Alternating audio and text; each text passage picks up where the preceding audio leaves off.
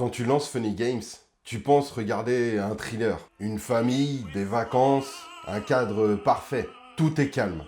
Trop calme. Trop propre. Et puis, ça dérape. La musique explose, l'image se fissure, le film change de visage. Ce que tu regardes n'est pas un simple film d'horreur, c'est un piège. À cet instant précis, Michael Haneke annonce la couleur. Il te prépare une expérience. Et la cible, c'est toi.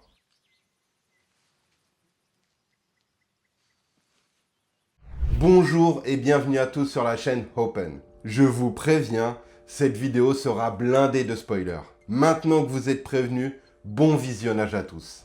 Bon, c'est un gros morceau que j'attaque. Funny Games raconte l'histoire d'une famille prise au piège par deux jeunes hommes dans leur maison de vacances. Le synopsis évoque de base un simple home invasion. Pourtant, le film refuse d'entrer de manière classique dans cette catégorie. Il en emprunte les codes, mais pour mieux les manipuler. Dès l'arrivée de Peter et Paul, le malaise s'installe doucement. Ils parlent calmement, sourient, demandent des œufs. Frau Berling hat mich rübergeschickt. Ich soll ein paar Eier für Sie holen. Ils occupent l'espace avec une certaine assurance. Rien ne déborde, et pourtant, tout déborde. Soll ich ihn einsperren, damit Sie wieder rübergehen können? Das ist nicht nötig.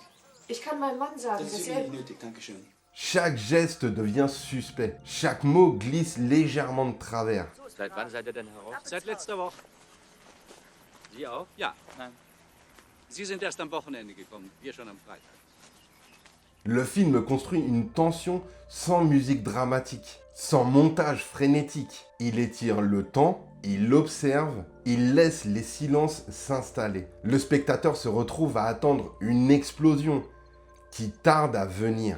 Haneke prend une direction radicale. Il retire au spectateur les repères habituels. Pas de héros, pas de sauveur et pas de montée héroïque. La violence surgit sans catharsis. Elle reste brute, opaque. Au cœur de cette mécanique, un élément dérange profondément. Un des agresseurs semble être conscient d'être dans un film. Il regarde la caméra, il parle au public, il pose même des questions. Il transforme le spectateur en témoin direct. Ce choix change tout. La distance disparaît. Regarder devient un acte impliqué. Une position inconfortable se crée. Le film ne demande pas seulement « que va-t-il se passer ?» Il demande « pourquoi es-tu en train de regarder ça ?» Funny Games devient alors une sorte de dispositif, un miroir tendu, fissuré, dans lequel le spectateur aperçoit ses propres attentes. Ist dir schon genug? Sie wollen doch ein richtiges Ende mit plausibler Entwicklung, oder? Pourquoi attendre une échappatoire? Pourquoi espérer une vengeance? Pourquoi continuer à regarder? Le film ne répond jamais explicitement. Il préfère enfermer son public dans la même logique que ses personnages. Du bekommst doch genügend Luft, oder? Du bekommst doch genügend Luft, oder? Ja. Wunderbar. Dann können wir endlich anfangen. Une logique de jeu avec des règles invisibles, imposées par d'autres. Dans cette vidéo, on va plonger dans ce mécanisme et on va essayer de comprendre ce que Funny Games fait aux spectateurs. Pas ce qu'il raconte, mais ce qu'il provoque.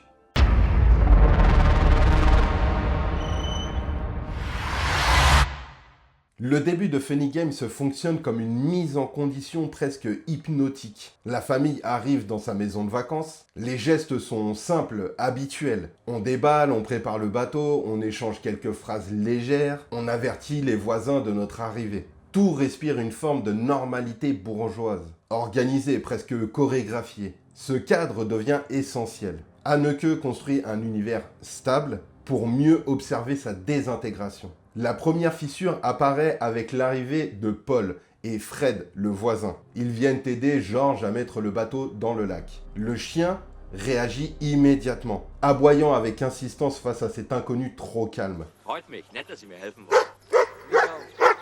Ich meine, freut mich auch. 5 Leute weniger. Bist du jetzt ruhig?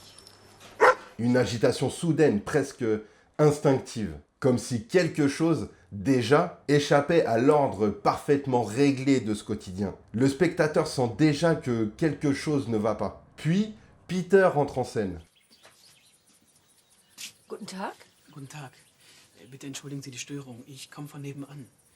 Sa première apparition repose sur une contradiction fascinante. Il incarne une politesse parfaite. Il parle doucement, sourit, demande des œufs. Pourtant, quelque chose dérange immédiatement. Il occupe l'espace avec une assurance inhabituelle. Il ne demande pas vraiment, il impose avec douceur. La scène des œufs devient un micro-laboratoire du malaise. Anna accepte, hésite, observe. Peter laisse tomber les œufs. Il s'excuse. Anna s'apprête à en redonner. Und was machen wir jetzt?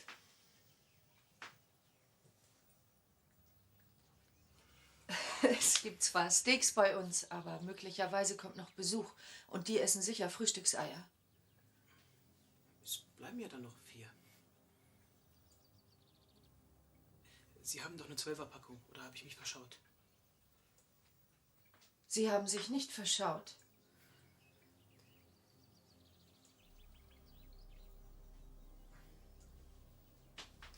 Puis, dans le même mouvement, il fait tomber le téléphone portable dans l'évier rempli d'eau. Le geste dérape, volontaire ou non, impossible à dire. La situation se répète, se dérègle et installe une gêne qui ne trouve jamais un point d'équilibre. Ce moment pourrait sembler banal, Haneke le transforme en test. Jusqu'où la politesse peut-elle aller sans devenir une forme de soumission? Bevor Sie hier noch die restliche Küche zertrümmern, sollten Sie vielleicht Ihre Eier nehmen und gehen. Ja.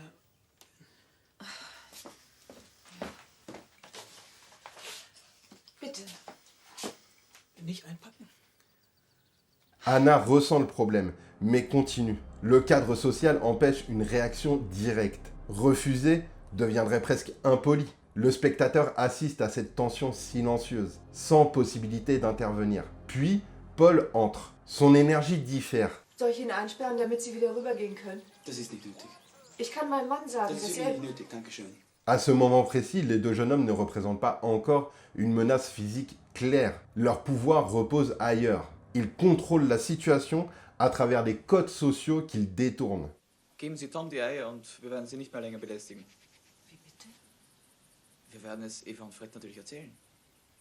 Ich muss Ihnen ehrlich sagen, so etwas ist mir noch nicht passiert.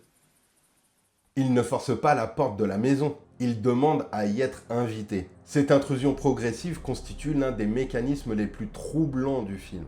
Le danger ne surgit pas, il s'installe. Il prend racine dans les règles mêmes de la vie quotidienne. Paul demande à Anna s'il peut essayer un des clubs de golf qui se trouvent à l'entrée. Il prend une balle et sort de la maison. On entend le chien aboyer comme depuis le début et un cri retentit. Le chien est-il blessé? Paul revient et le malaise est palpable entre lui-même, Peter et Anna. La maîtresse des lieux leur demande de partir, ils refusent encore une fois poliment et lorsque Georges, père et fils reviennent, une tension nouvelle apparaît. Le spectateur attend une réaction plus ferme, une confrontation claire. Elle n'arrive pas immédiatement. Le père tente de comprendre, il pose des questions, il cherche une logique. Was ist? Es kann doch hier nicht um diese albernen Eier gehen. Warum bist du so wütend? Ich rechtfertige mich nicht vor diesen... Ich habe dich gebeten, sie rauszuschmeißen. Ich werde ja wohl einen Grund dafür haben. Anna, voyant que son mari ne la défend pas de manière inconditionnelle, quitte la pièce. Peter et Paul s'adressent alors à Georges. Une phrase plus frontale de Paul et la situation dégénère. Georges, dépassé, gifle Paul. La riposte est immédiate et terriblement concrète. Peter frappe Georges à la rotule à l'aide d'un club de golf. Ce coup marque une rupture physique. Le film franchit une frontière. La violence sort du cadre implicite et devient concrète. Ce moment possède une particularité importante. Il ne bénéficie d'aucun traitement spectaculaire. Le geste est sec, presque banal dans sa brutalité. À partir de cet instant, les règles changent. Les agresseurs contrôlent l'espace. Wollen Sie jemand anrufen? Die Rettung? Oder die Polizei? Bitte, ich werde Sie nicht daran hindern. Auch Tom nicht. Versprochen. Worauf warten Sie? Das Handy ins Wasser geworfen.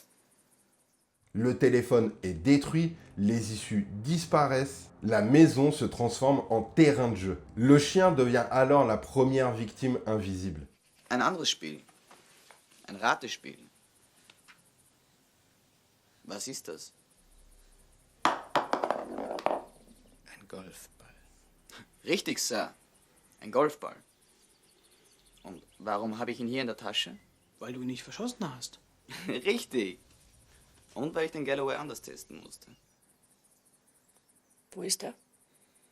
Le jeu du chaud-froid impose à Anna une recherche absurde. Elle se déplace dans le jardin sous les indications de Paul. Le spectateur comprend progressivement ce qu'elle va finir par découvrir. Et Paul nous fait un clin d'œil. Il brise le 4e mur. Le corps du chien est retrouvé dans la voiture. Le choix du hors-champ joue ici un rôle central. Haneke ne montre pas le moment même où le chien est tué. Il montre la conséquence. L'imagination du spectateur comble le vide. Ce procédé revient régulièrement dans le film. L'absence d'image devient encore plus violente que sa présence. Les jeux imposés à la famille construisent une structure perverse. Chaque action possède une règle, une logique interne. Les agresseurs deviennent des arbitres. Ils définissent les conditions. Ils valident ou refusent les tentatives des victimes. Le film ressemble à un système fermé, avec des règles imposées. Le jeu du chat avec George Jr. illustre cette logique. L'enfant est réduit à un objet dans une mécanique ludique. Le sac sur sa tête efface son identité.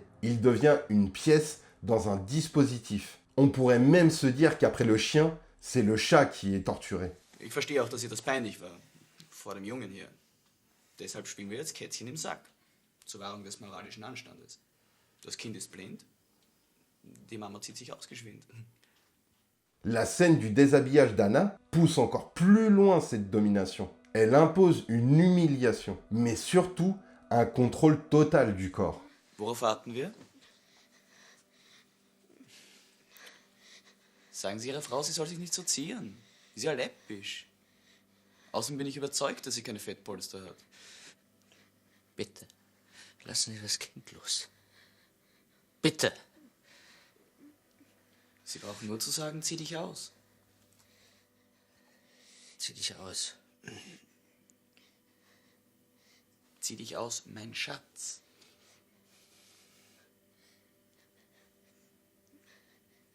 Zieh dich aus, mein Schatz.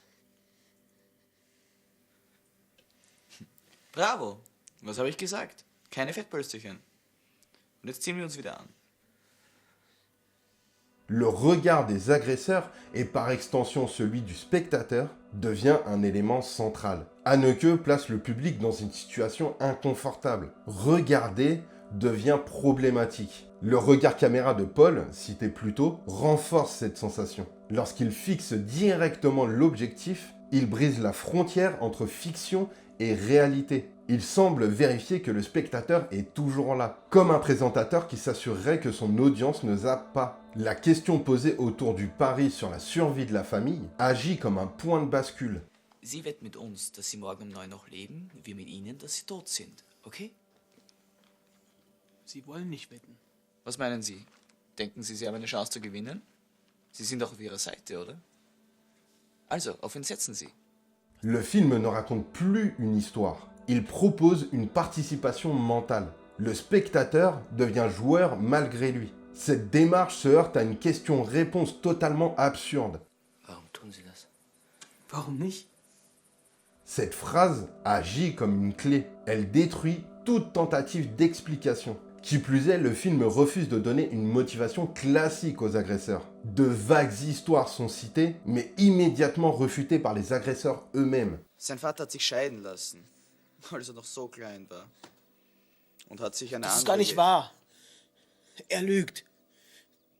Weil sie wollte das kleine Kuscheltierchen immer für sich alleine haben. Und seitdem ist er schwul und kriminell. In Wirklichkeit ist es so, dass er aus dreckigen, kleinen Verhältnissen stammt. 5 Geschwister hat, die alle süchtig sind. Also, zufrieden? Oder eine andere Variante? Donc finalement, pas de passé traumatique développé, pas de justification psychologique solide. Et cette absence renforce la violence. Elle devient arbitraire, imprévisible. Cette première partie du film construit donc une mécanique précise. Une intrusion douce, une prise de contrôle progressive, une destruction des repères rationnels et une transformation de la violence en jeu. Chaque étape retire une couche de sécurité. À la fin de cette phase, la famille n'a plus de contrôle et le spectateur non plus.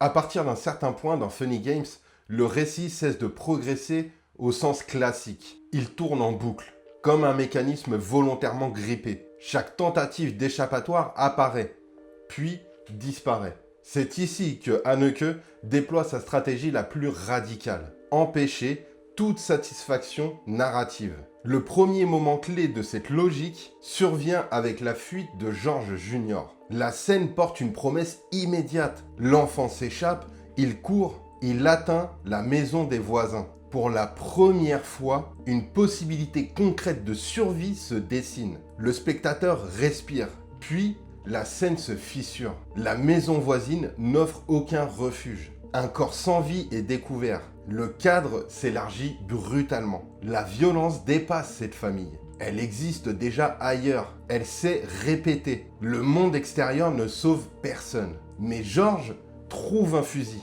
Une arme introduit une nouvelle attente. Dans le langage du cinéma, une arme annonce une confrontation, une possibilité de renversement. La scène suivante joue précisément avec cette attente. Paul apparaît dans un couloir et George le confronte. Le moment est tendu, presque suspendu. Le spectateur anticipe le tir. Une inversion de pouvoir semble à portée de main. Paul donne même des indications à l'enfant pour qu'il puisse se servir de cette arme.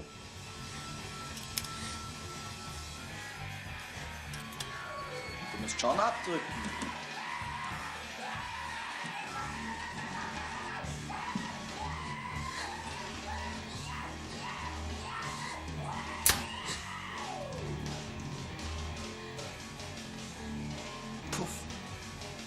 Ce détail détruit une règle implicite du cinéma. Une arme trouvée dans un moment critique devient généralement fonctionnelle. Ici, elle devient un objet vide, un symbole sans effet. Haneke retire encore une fois au spectateur la récompense attendue. Puis vient l'événement central du film, la mort de George Junior. La scène possède une brutalité particulière. Elle ne repose pas sur une mise en scène spectaculaire. Elle surgit dans une continuité presque banale. Pendant un jeu, Peter tire. Le coup part, l'enfant meurt. Le film ne cherche pas à dramatiser cet instant par un montage rapide ou une musique. Il laisse l'événement exister en hors-champ.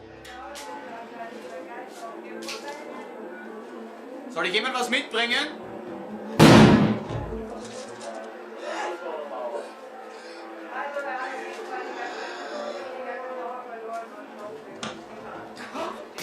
Peter et Paul se chamaillent et partent. Puis un silence. Un très long plan fixe s'installe. Anna reste assise. Le corps de son fils est à peine visible. Le temps s'étire. Aucun montage ne vient alléger la scène. Aucun dialogue ne vient structurer l'émotion. C'est long, très long.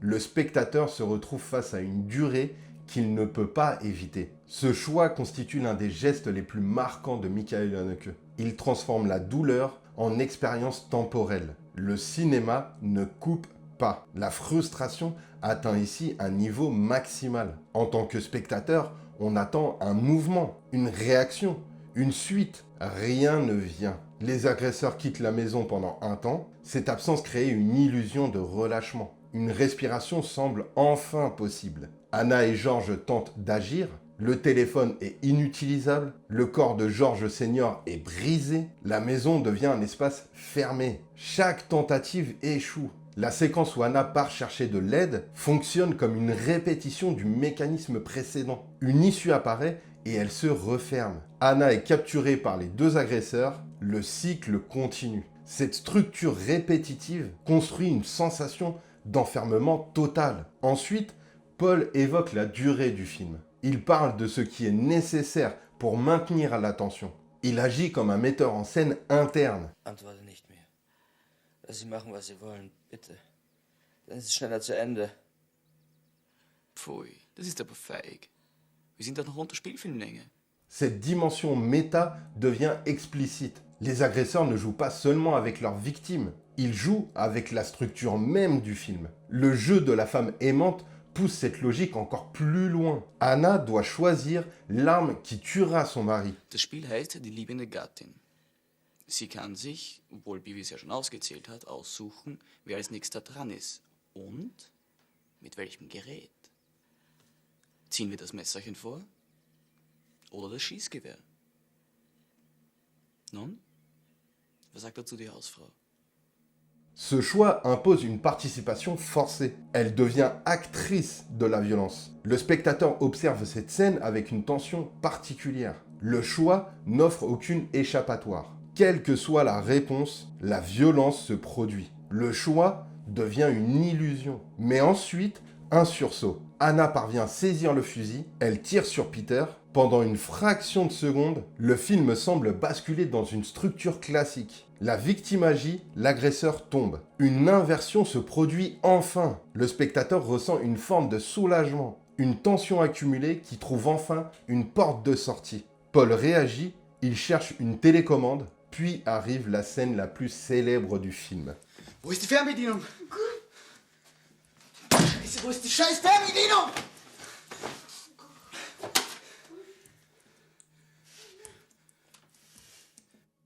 Le rembobinage.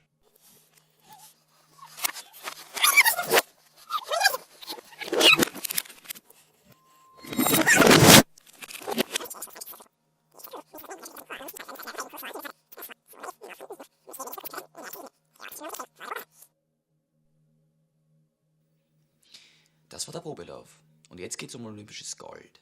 Le geste possède une force théorique immense. Il transforme le film en objet manipulable. Il affirme que la narration elle-même appartient aux agresseurs. Le spectateur assiste à l'annulation d'un moment qu'il attendait. Le film retire rétroactivement la satisfaction qu'il venait d'accorder. Ce procédé dépasse la simple rupture du quatrième mur. Il modifie la structure même du récit. Il établit une règle fondamentale. Rien ne peut échapper au contrôle du jeu. Lorsque la scène reprend, Paul anticipe la réaction d'Anna et l'empêche de tirer. Ob durch das schmerzlos schnelle Schießen. Das hättest du nicht tun sollen, Anna. Die Spielregel bricht man nicht. Tut mir leid, du hast versagt. La tentative n'existe plus. Elle est effacée. À partir de ce moment, toute illusion de justice disparaît. Sag Schwarzy adieu.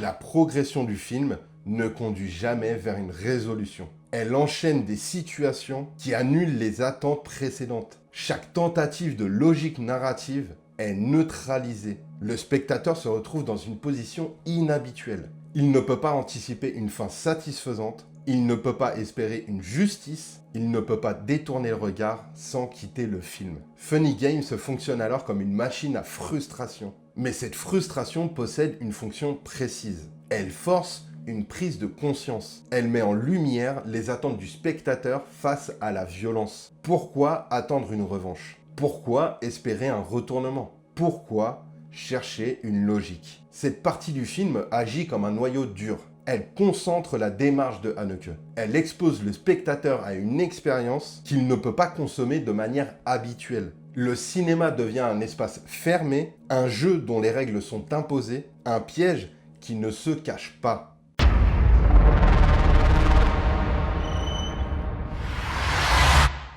À la naissance de Funny Games, il y a une irritation persistante. Michael Haneke observe le cinéma des années 80-90 en Europe comme aux États-Unis. La violence y est omniprésente, souvent emballée comme un produit efficace, calibré pour choquer puis satisfaire. Le spectateur traverse l'expérience, encaisse les images, puis en ressort soulagé. Haneke refuse ce mécanisme. Son projet est clair, Créer un film qui bloque cette satisfaction. Une œuvre qui empêche toute digestion confortable. Qui laisse une trace, une gêne, quelque chose qui résiste. Pour y parvenir, il s'attaque à un genre très codifié. Le home invasion. Un cadre simple, presque universel. Un espace intime violé, une menace qui monte, des victimes qui résistent, une issue souvent violente mais libératrice. Funny Games reprend ces éléments et les démonte un par un. Une des influences visibles renvoie au Chien de paille de Sam Peckinpah. Oui, encore lui.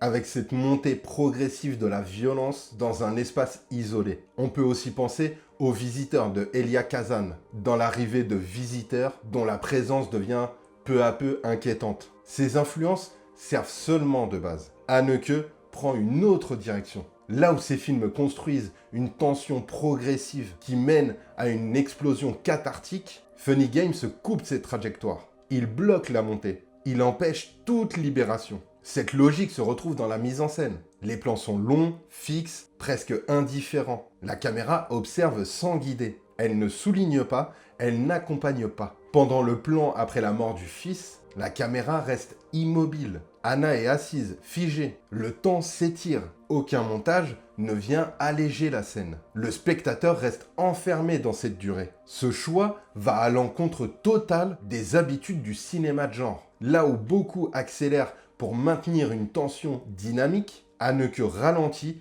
pour forcer la confrontation. Le son participe aussi à cette stratégie. La musique disparaît presque entièrement après l'introduction. Aucun repère émotionnel ne vient orienter le regard. Le silence s'installe et chaque bruit devient un événement. L'ouverture brutale du film, avec cette musique agressive qui tranche avec le calme initial, agit comme une fracture.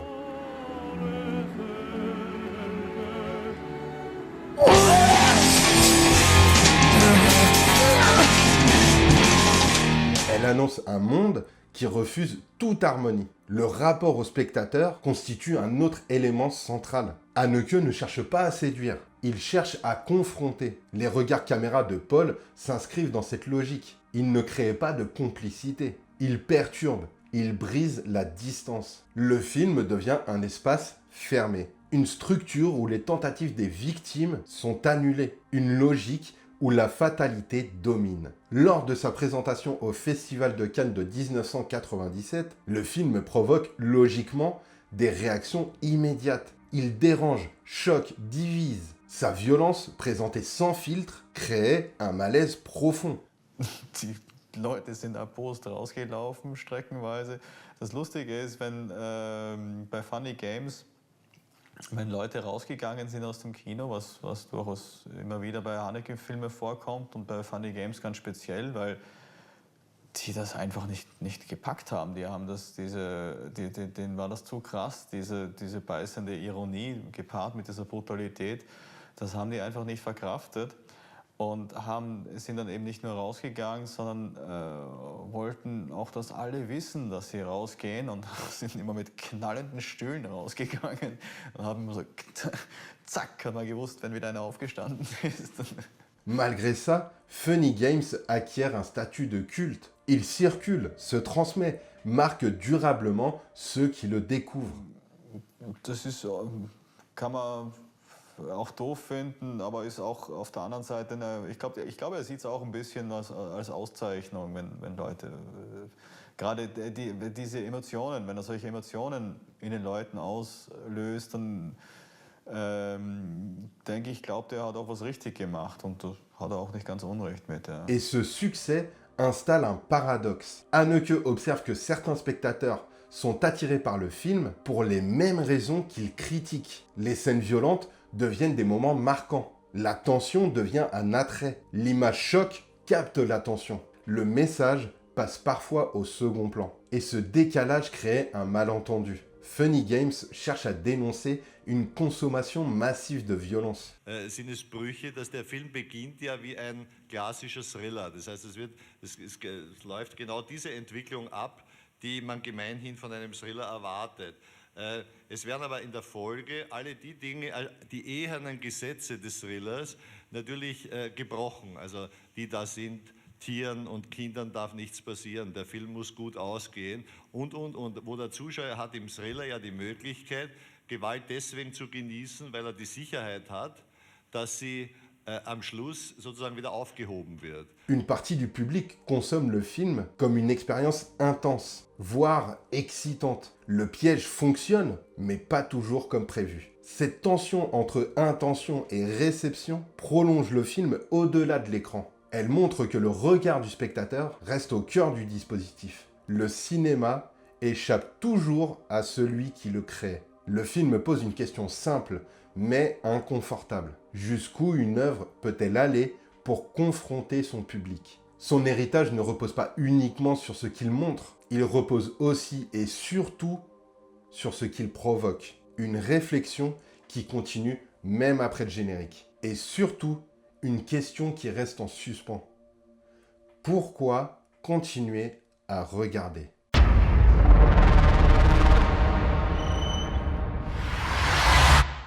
À la fin de Funny Games, il ne reste presque rien. Plus de famille, plus d'espoir, plus de narration à résoudre. Une barque flotte sur un lac calme. Après un bisou de Paul, Anna est poussée dans l'eau. Ciao, Bella.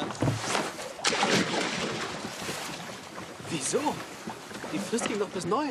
Sie hätte noch fast eine Stunde gehabt. Erstens war das Segeln so zu mühsam. Und außerdem habe ich langsam Hunger. Das ist wahr. Le corps disparaît, le silence s'installe. Puis le film continue. Les deux jeunes hommes accostent chez des voisins. Paul s'avance, il frappe à la porte et demande des œufs. Anne schickt mich. Heute Morgen sind überraschend Gäste gekommen. Und du lässt sie fragen, ob sie ihr mit ein paar Eiern aushelfen könnten. Ich glaub schon. Kommen Sie rein. Warten Sie einen Augenblick.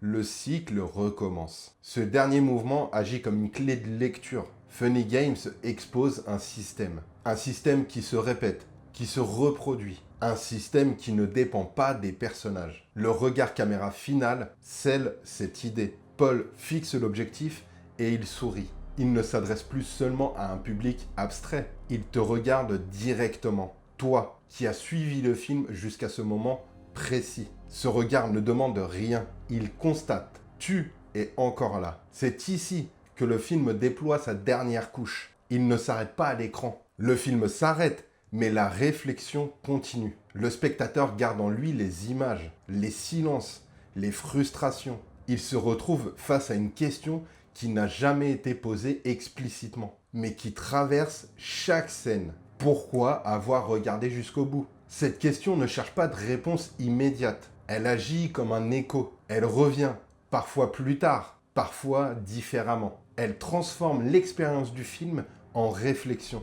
Depuis le début, Michael Haneke construit un dispositif précis. Chaque élément du film participe à une mécanique. Les personnages jouent leur rôle, les objets deviennent des symboles, le temps enferme. Mais il manque une pièce pour compléter le système. Toi, le spectateur. Sans regard, le film n'existe pas. Sans attention, le jeu ne fonctionne pas. Funny Games intègre cette réalité dans sa structure. Il ne traite pas le spectateur comme un observateur passif. Il le place au centre du dispositif. Regarder devient un acte qui engage. Il reste une sensation difficile à définir, une tension qui ne se résout pas complètement, une impression d'avoir été observé autant que d'avoir observé. Le film ne donne pas de réponse claire. Il ne délivre pas de message explicite à la fin. Certains y voient une critique de la violence, d'autres une réflexion sur le cinéma, d'autres encore une expérience